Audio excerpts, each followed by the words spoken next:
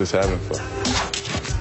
He's a five-time NBA champion, 12-time All-Star, part owner of the Dodgers. The list goes on and on for this man. We are so thrilled to have the Hall of Famer Magic Johnson here with us back on the desk in First Take. Thank you so much for Molly, being with thank us. you. And it's a pleasure meeting you. Yes, I know these finally. two. You know, these are my partners in crime right here.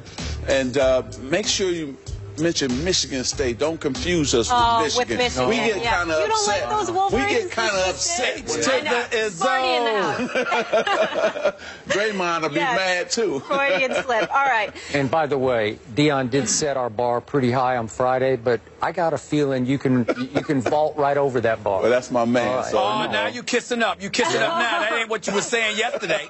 I was challenging this man. Stephen A. I saw it too. I saw it too. He certainly can That's right. hang. I know you did. And then some. Get on him, Magic. Get on him. All right, let's work, gentlemen. We'll talk a little Lakers, shall we? Last night was Kobe's last night in Indianapolis. He put up 19 points, 5 rebounds, but shot 6 for 25 from the field, missing his last 5 shots. Magic, what are your thoughts on Kobe's farewell season? Well, before last night, he had played pretty good. And he actually helped the Lakers win back-to-back games for the first time this season. And so I like the tour. I like the fact that he's comfortable with retiring. I'm happy that, he's feeling good. But I am upset about one thing. What Denver did for Peyton Manning, I was hoping the Lakers would do for Kobe. And the Broncos came out and played for Peyton. Yeah. And whether it's his last game or not, at least they gave him a Super Bowl ring. The same thing should have happened with the Laker organization, putting Kobe in a position to win, not just this year. It should have been 3 or 4 years ago, but it hasn't happened. So I love the tour. They're trying to develop some of the young players. I love Clarkston. Randall is playing good. Our second-round pick, he's getting to understand how to play in the NBA. And that's a difficult thing, playing point guard in the NBA. But he's coming. He's coming. Stephen A. Magic, I'm going to say something. I have time to break this down to Skip yesterday, but I'm hearing something, and I wanted to know your thoughts. I'm hearing that finally Jeannie Buss may come to her senses, that Jim Buss will be out at the end of this season, that Mitch Kupchak could ultimately follow, even though I don't wish that because I like Mitch. If that were to happen, it's a possibility that Phil Jackson might be leaving New York and going back to L.A. I'd like to know how you'd feel about that scenario, or I'd like to know what, and I'd also like to know if you would prefer that, or would you prefer they sell so somebody like you could help buy the team? That's what I want. Well, first of all, I want Jeannie and the Buss family to own the team. But if they want to sell, trust me, I'll be first in line. But Jim has to step aside. He really does. He has to step aside and just be the owner. And it's cool just being the owner. His dad was just the owner. That's true. And Jerry West did a nice job of bringing him 10 championship teams.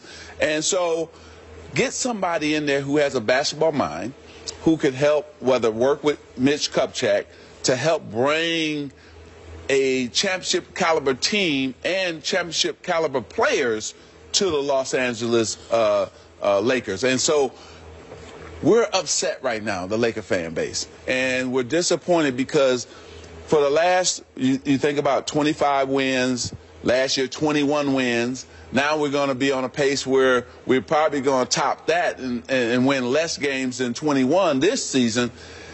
It hasn't gone well for Jim and being in that position. So if Jeannie steps up, I would applaud that. I would support her and back her any way she needs me, whatever she needs me to do to help the organization get back to a championship level organization. So from what you hear, what you know, how possible is it that Jeannie would opt to sell the whole thing?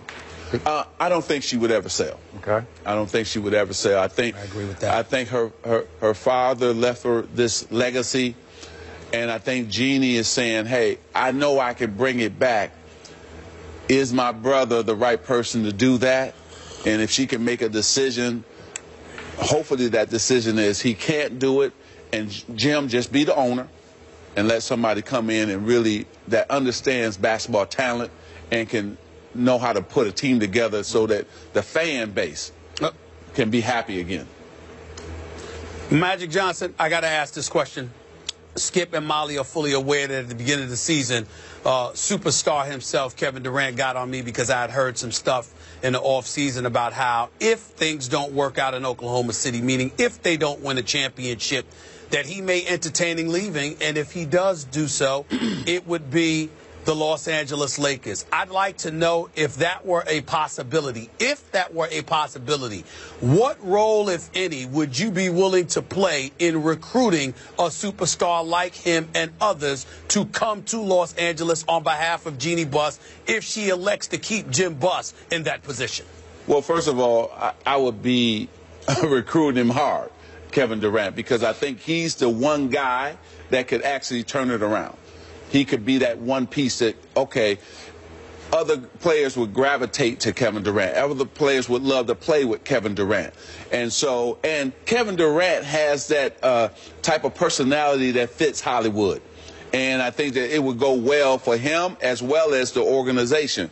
So I would play whatever role Jeannie would want me to play. I would play that role. I would get on the phone. I would host him if he came to L.A., show him, different neighborhoods, things of that nature. But first, I think free agents have to believe that the Lakers are heading in the right direction.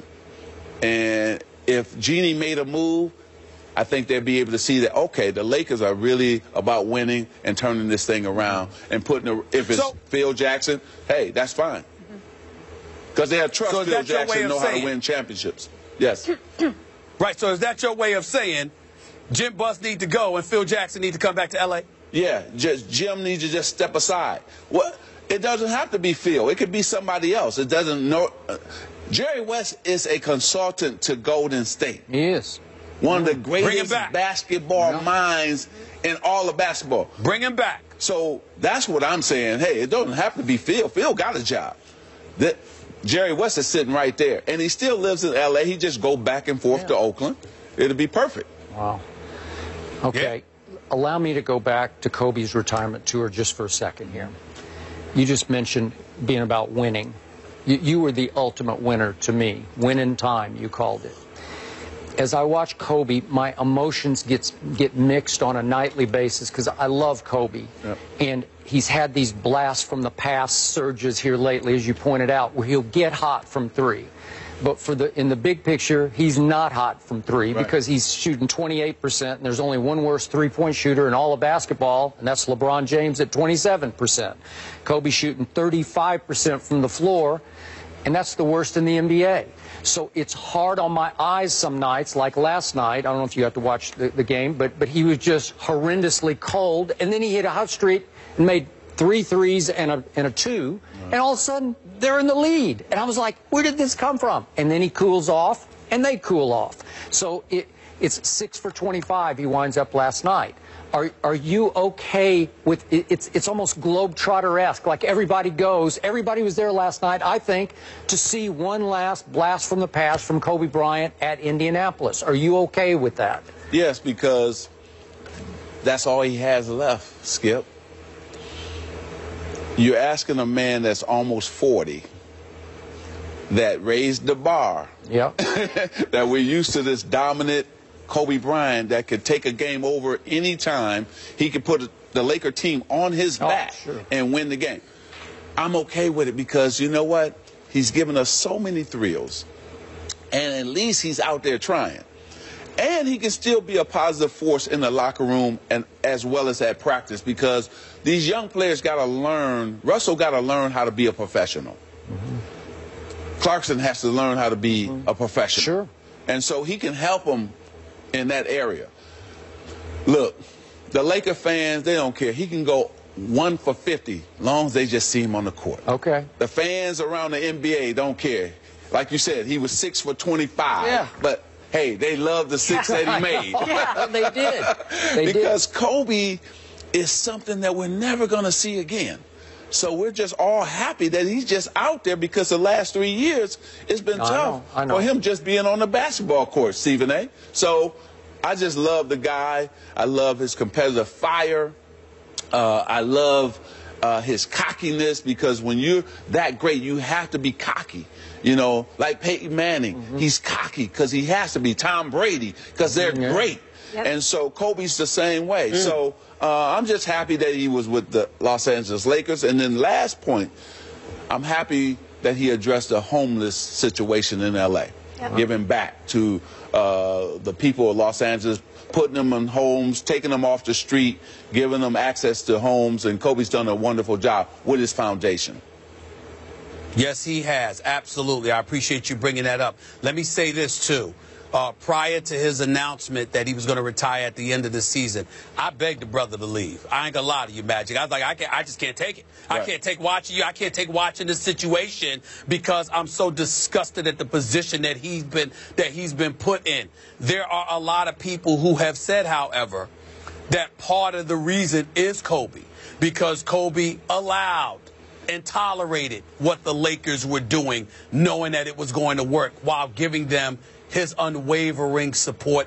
Plus, you have others that talk about how he shoots a lot, so he's partially responsible for guys not wanting to come to L.A. Speak to that. What are your feelings about those things? Well, first of all, these guys love Kobe Bryant because he set the standard, set the bar. And when you think about LeBron, D. Wade, all these guys say nothing but great things about Kobe Bryant, especially when they played with him on the Dream Team and the Olympic team. And so, you know, it's kind of hard for me to understand why a guy wouldn't want to play with a champion like Kobe Bryant. Now, of course, he has an ego. Of course, he's used to saying, hey, this is my team. So when you come to L.A., this is my team. It's the same thing. The Spurs is Tim Duncan's team. So when you come, you're going to have to adjust to, hey, this is Tim Duncan's team. Every superstar, Carmelo, he owns the Knicks. So, hey, everybody comes to the Knicks, they know it's Carmelo's team. There's nothing wrong with that. So Kobe Bryant, to me, is a great leader because he leads by example, not with his mouth, by his play and how he works out and how he brings it every single night. That's why him and Shaq clash, because he's saying, hey, Shaq, you're not supposed to be out of shape coming into training camp. Remember, that's the big beef came with that. Because he's trying to push Shaq into coming into training camp in shape. He called Shaq a fat slob. He did call him that. Yes. But can you imagine how many championships they would have won together? Oh my gosh. They would have at least 6 straight. At least 6. At least. And so they would have been like Michael and Scotty. They would have dominated in a different way than Michael and Scotty, but it would have been incredible. So I love Kobe. I love what he stands for. Nobody, to me, can talk bad about Kobe. The Laker organization let Kobe down. They can say what they want. They still had the financial means to bring a top player in. They could have traded for a top player. They didn't do it. Yep. We've lost out. The last 2 years, we've had the most money to spend, and we couldn't sign nobody. And this is the biggest problem with the Lakers. This is why Jim has a problem. Let's check out the roster. We have Rando, power forward, athletic guy. We draft Larry Nance Jr., athletic guy. We sign Brandon Bass, another athletic guy. All of them do the same thing. We have Nick Young sitting there. So we decide to sign Williams, another guy who can, score. So we have all the same type guys. All our 3 centers are all the same guys. So there's no diversity in our lineup. There's nobody who is different from each other. So the defense, they just said, oh, here comes so-and-so. Oh, he plays just like the other guy. I don't have to adjust. I don't have to change. So that's why we have problems with the Lakers. The talent needs to be better, but also different.